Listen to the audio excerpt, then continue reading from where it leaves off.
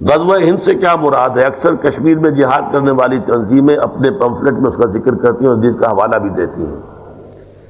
حدیث صحیح ہے، لیکن حدیث میں اصل میں دو غزوات کو جمع کیا ہے ایک حدیث میں۔ عصابتان من امتی احرزہم اللہ من النار، حضور نے فرمایا میری امت کے دو لشکر، دو گروہ ایسے ہیں جن کو اللہ نے آگ سے بچا لیا ہے، آگ سے گویا کہ چھٹکارا ان کا ہو گیا ہے۔ عصابۃ تغزو الہند، ایک گروہ وہ ہوگا جو ہند پر حملہ کرے گا، وعصابۃ تکون مع عیسیٰ ابن مریم، دوسرا گروہ وہ ہوگا جو عیسیٰ ابن مریم کے ساتھ ہو کر یہودیوں سے اور دجال کے خلاف جنگ کرے گا۔ اب ان دونوں کا ایک حدیث میں ہونا لازماً میرے نزدیک ثبوت ہے اس کا کہ یہ سائملٹینیس ہوں گے، ورنہ غزوہ ہند جو ہے وہ تو محمد ابن قاسم بھی آئے تھے، اکیلا غزوہ تو پھر وہ ہو چکا، پھر وہ حدیث کا منشا پورا ہو چکا، پھر اب آپ آگے اس کو کوٹ نہ کیجیے۔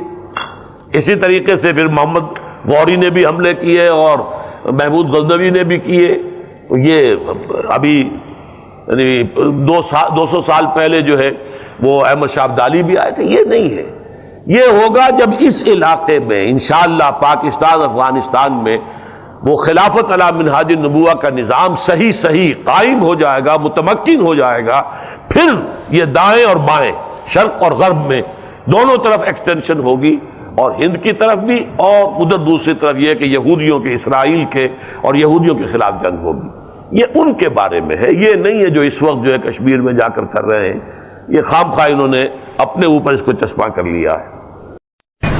عرب جو ہے وہ اندر سے کھوکھلے ہو چکے ہیں، عیاشی نے، دولت نے، پیسے نے، دولت، پیسہ، عیاشی، اس کی وجہ سے کھوکھلے ہوئے۔ یہاں میں آپ کو دو حدیثیں سنانا چاہتا ہوں۔ سنن ابن ماجہ کی روایت ہے حضرت ابو ہریرہ سے رضی اللہ تعالی عنہ، قال قال رسول اللہ صلی اللہ علیہ وسلم اذا وقعت الملاحم بعث اللہ بعثا من الموالی هم اکرم العرب فرسا واجودہ سلاحا یوید اللہ بہم الدین، رواہ ابن ماجہ عن ابی ہریرہ رضی اللہ تعالی عنہ۔ جب ملاحم کا دور شروع ہوگا تو اللہ تعالیٰ اٹھائے گا ایک لشکر یا لشکروں پر لشکر موالی میں سے۔ موالی کون ہے؟ عربوں نے جب فتح کیا تھا اس پورے علاقے کو خلافت راشدہ کے دوران، اور پھر وہ لوگ جو ہے، ایک رائے تو یہ تھی کہ غلام بنایا جائے سارے آبادیوں کو، لیکن یہ کہ حضرت عمر کا اجتہاد تھا اس کے مطابق جو ان کو غلام نہیں بنایا گیا، تو وہ موالی کی حیثیت رکھتے ہیں۔ عربوں میں دم نہیں ہے، موالی میں سے لشکر اٹھیں گے کہ جو در حقیقت حضرت مہدی کی حکومت کو قائم کرے گی۔ دوسری حدیث سنیے، عن عبداللہ بن الحارث رضی اللہ تعالی عنہ، اور یہ ابن ماجہ کی روایت ہے، قال قال رسول اللہ صلی اللہ علیہ وسلم یخرج الناس من المشرق فیوطئون للمہدی یعنی سلطان، لشکر نکلیں گے، لوگ آئیں گے مشرق سے اور وہ حضرت مہدی کی حکومت کو جمائیں گے اور قائم کریں گے۔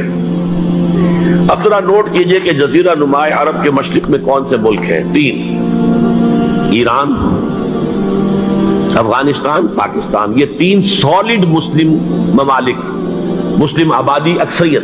ویسے تو یہ کہ آگے ہندوستان میں 20 کروڑ مسلمان ہیں، لیکن وہ 20 کروڑ جو ہے وہ تو 80 کروڑ کے اندر تحلیل ہو جاتے ہیں غیر مسلموں میں، لیکن یہاں جو معاملہ ہے یہ خالص اکثریت کا۔ ان میں سے ایران کا معاملہ جہاں تک ہے، نمبر 1 یہ کہ وہ شیعہ عقائد کے حصار میں بند ہے، اس سے ادھر ادھر ہونا اس کے لیے ممکن نہیں۔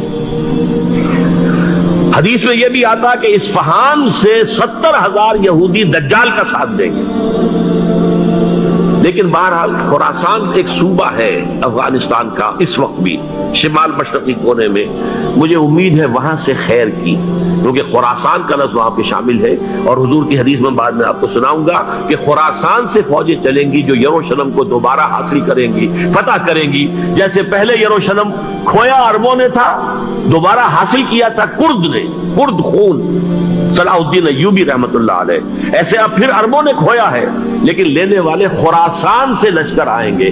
یخرج من خراسان رایات سود لا یردها شیء حتی تنصب بیلیا، خراسان کے علاقے سے کالے علم لے کر لشکر چلیں گے جن کے روح کو کوئی موڑ نہیں سکے گا جب تک کہ وہ جا کر یروشلم میں نصب نہ ہو جائے۔ اس کے بعد نام آتا ہے پاکستان کا. یہ ہے میری اور آپ کی داستان، اور یہ ہے سبب جس کی وجہ سے کہ میں آپ سے یہ گفتگو کر رہا ہوں. اصل میں تو کس لیے؟ محض ایک علمی استفادہ، محض اپنی بات آراء کو ظاہر کرنے کا شوق نہیں، بلکہ یہ کہ اپنی ذمہ داری ہم پہچانے کہ ہم کس مقام پر کھڑے ہیں. دیکھیے، اس پاکستان کے بارے میں یا ہندوستان کے بارے میں علامہ اقبال نے کہا تھا اپنے ترانہ ملی میں، میرے عرب کو آئی ٹھنڈی ہوا جہاں سے، میرا وطن وہی ہے، میرا وطن وہی ہے. اور مجھے بتایا گیا کہ سنن ابی داؤد میں یہ روایت موجود ہے کہ حضور نے فرمایا کہ ہندوستان کی طرف سے مجھے ٹھنڈی ہوا آتی، اگرچہ مجھے وہ حدیث ابھی نہیں ملی ہے، لیکن حزب التحریر کا ایک کارڈ مجھے ملا تھا، تو اس میں اس حدیث کا اور اس میں ابو داؤد کے روایت کا حوالہ موجود تھا. لیکن میں جو چیز آپ کو بتا چکا ہوں وہ یہ کہ الف ثانی کا پورا تجدیدی کارنامہ اس ہندوستان کی سرزمین میں ہوا. مجدد الف ثانی شیخ احمد سرندی، شاہ ولی اللہ دہلوی، سید احمد بریلوی، وہ تو ہمارے پاکستان میں آ کر جو ہے ان کا خون جذب ہوا ارض پاکستان میں. پھر شیخ الہند مولانا محمود حسن. تحریک خلافت چلی تو صرف ہندوستان میں چلی اور کہیں نہیں چلی. آزادی کی تحریک چلی پوری دنیا میں، وہ نیشنلزم کی بنیاد پر چلی، ملے نیشنلزم، عرب نیشنلزم، ٹرک نیشنلزم. ہمارے ہاں چلی تو اسلام کے نام پر. پاکستان کا مطلب کیا؟ لا الہ الا اللہ. پھر پاکستان قائم ہوا معجزے کے طور پر، بلکہ نازل ہوا ہے لیلۃ القدر میں. انا انزلناہ فی لیلۃ القدر، جیسے قرآن نازل ہوا لیلۃ القدر میں، یہ پاکستان بھی نازل ہوا لیلۃ القدر میں. اس کا برقرار رہنا ابھی تک معجزہ ہے. ہندو یہ سمجھتا تھا، کانگریس سمجھتے تھے کہ جھٹپٹ ختم ہو جائے گا. پھر یہ کہ اس کا قرارداد مقاصد کا پاس ہو جانا، مزید بھی اور اضافی دفعات دستور میں آ جانا، اب کمرشل انٹرسٹ کو ربا قرار دے کر حرام قرار دینا، یہ سارے لینڈ مارکس ہیں کہ جو اشارہ کر رہے ہیں کسی چیز کی طرف، معاملہ کدھر جا رہا ہے. پھر یہ کہ یہ جو 14ویں صدی کے مجدد تھے شیخ الہند، اس کے بعد سے کچھ ایسی شخصیتیں عظیم پیدا ہوئی ہیں ہند میں، جن کو میں سمجھتا ہوں کہ 14ویں صدی کے مجدد اور 15ویں صدی کے مجدد کے درمیان، یہ 15ویں صدی کے مجدد کی راہ کو سیدھا کرنے والے، جیسے کہ حضرت یحییٰ نے کہا تھا میں تو آنے والے کا راستہ سیدھا کر رہا ہوں حضرت عیسیٰ کے لیے، ایسے ہی 15ویں صدی کے لیے امام مہدی کے لیے راستہ صاف کرنے والے سب سے پہلے علامہ اقبال، جنہوں نے اسلام کا تصور دین کی حیثیت سے دوبارہ زندہ کیا ہے، ورنہ اسلام ایک مذہب کی شکل اختیار کر چکا تھا. پھر مولانا مودودی، مولانا ابوالکلام آزاد حکومت الہیہ کے نعرے کے ساتھ میدان میں آئے. یہ اقبال نے جو تصور پیش کیا تھا اس پر عملی جدوجہد کے لیے حزب اللہ قائم ہوئی. نوٹ کر لیجئے 11 برس کا فرق ہے عمر کا علامہ اقبال کے اور ابوالکلام کے. اور 1913 میں جب حزب اللہ قائم کی ہے اس وقت علامہ اقبال کی ملی شاعری اپنے عروج کو پہنچ چکی تھی. پھر یہ کہ علامہ اقبال کے بعد تعبیل جو ہے اس کام کی وہ ابوالکلام نے کی، لیکن روایتی علماء نے کی شدید مخالفت کی وجہ سے وہ بددل ہو کر چھوڑ گئے، کانگریس میں شامل ہو گئے، بساط جو ہے حزب اللہ کی انہوں نے لپیٹ دی. پھر مولانا مودودی آئے، انہوں نے وہ ڈور جو ہے اس کا سرا تھاما، جماعت اسلامی قائم کی حکومت الہیہ ہی کے قیام کے لیے. اگرچہ میرے نزدیک یہ کہ وہ انتخابی اور ایک قومی سیاست کی ایک جماعت بن کر پاکستان میں جو ہے دلدل میں پھنس گئی ہے، اب ہم اس کی کوشش کر رہے ہیں تنظیم اسلامی اور یہ تحریک خلافت جس کے تحت یہ جلسہ ہو رہا ہے. یہ ساری چیزیں وہ ہیں کہ آپ کو سوائے پاکستان کے اور کہیں نہیں ملیں گی پوری دنیا میں. معلوم ہوتا ہے کہ پاکستان کو بہت بڑا رول پلے کرنا ہے اس میں. اور اس کے ساتھ اب جمع کر لیجئے افغانستان کی عمارت افغانستان، اسلامی عمارت افغانستان قائم ہو چکی ہے. یہ پچھلے 20 سالوں میں جو کچھ وہاں ہوتا رہا ہے اس سے پہلے تصور نہیں ہو سکتا تھا. کابل جو ہے وہ تو جیسے پیرس کا تمدن تھا ویسے کابل کا تھا، وہی لباس، وہی سکرٹس. یہاں جب آئے تھے شاہ ساحل ظاہر شاہ سرکاری دورے پر تو ان کی جو ملکہ صاحبہ تھی ان کے ساتھ وہ سکرٹ میں ملبوس تھی. کابل جو ہے وہ بالکل ایک پیرس کی طرح کا شہر تھا. آج کابل جو ہے جا کر دیکھیے، علامہ اقبال کے فرزند بھی دیکھ کر آئے ہیں تو اگرچہ وہ خود میں سمجھتا ہوں کہ خاصے انہیں آپ لبرل کہیں، آزاد خیال کہیں، لیکن اس درجے متاثر ہو کر آئے تھے کہ انہوں نے یہ کہا افغانستان میں جو میں نے حالات دیکھے ہیں کہ اگر 2-4 اور مسلمان ملکوں کے اندر یہ نظام قائم ہو جائے تو پوری دنیا مسلمان ہو جائے گی. یہ سب کچھ کیسے ہو رہا ہے؟ یہ آنے والے دور کی جھلکیاں ہیں. Coming events are casting their shadows before. یہ سب بتا رہے ہیں کہ پاکستان افغانستان کو مل کر اس میں کوئی عظیم رول پلے کرنا ہے. اور اس کے ضمن میں اب میں علامہ اقبال کے بارے میں آخری بات کہہ رہا ہوں. علامہ اقبال کے بارے میں عام یہ خیال ہے، انہوں نے اپنے خطبات میں مہدی کا اور نزول مسیح کا، حالانکہ میں کل پڑھ رہا تھا مولانا سعید احمد اکبر آبادی رحمۃ اللہ علیہ کا ایک مقالہ ان کا کہ علامہ اقبال نے ابن خلدون کے بارے میں یہ کہا ہے کہ مہدی کا اور نزول عیسیٰ کا دونوں کا انہوں نے انکار کیا ہے، حالانکہ ابن خلدون نے نزول عیسیٰ کا انکار نہیں کیا، صرف مہدی کا انکار کیا ہے. بہرحال علامہ اقبال نے خطبات میں انکار کیا ہے، لیکن یہ کہ اپنی شاعری کے اندر میں چیلنج کرتا ہوں کسی بڑے سے بڑے اقبال شناس کو، ان کا یہ شعر ذرا سنیے. خضر وقت از خلوت دشت حجاز آید بروں، کارواں زی وادی دور و دراز آید بروں. خضر وقت، امام وقت، رہنمائے وقت، قائد وقت، خلوت دشت حجاز، حجاز کی صحرا کی کسی خلوت گزینی سے نکل کر باہر آئیں گے. میں حیران ہوتا ہوں علامہ کے اس فکر پر اور اس مصرے پر. یہاں انہوں نے شیعہ اور سنی دونوں کے کانسیپٹ جمع کر دیے. شیعہ کا کانسیپٹ یہی چھپے ہوئے کسی غار میں وہاں سے برآمد ہو گئے، اور ہمارا کانسیپٹ ام سلمہ رضی اللہ تعالیٰ عنہ کی حدیث سنا چکا، چھپے ہوئے ہوں گے وہ وہاں پر، مدینے سے نکل کر آ کر مکے میں چھپ جائیں گے.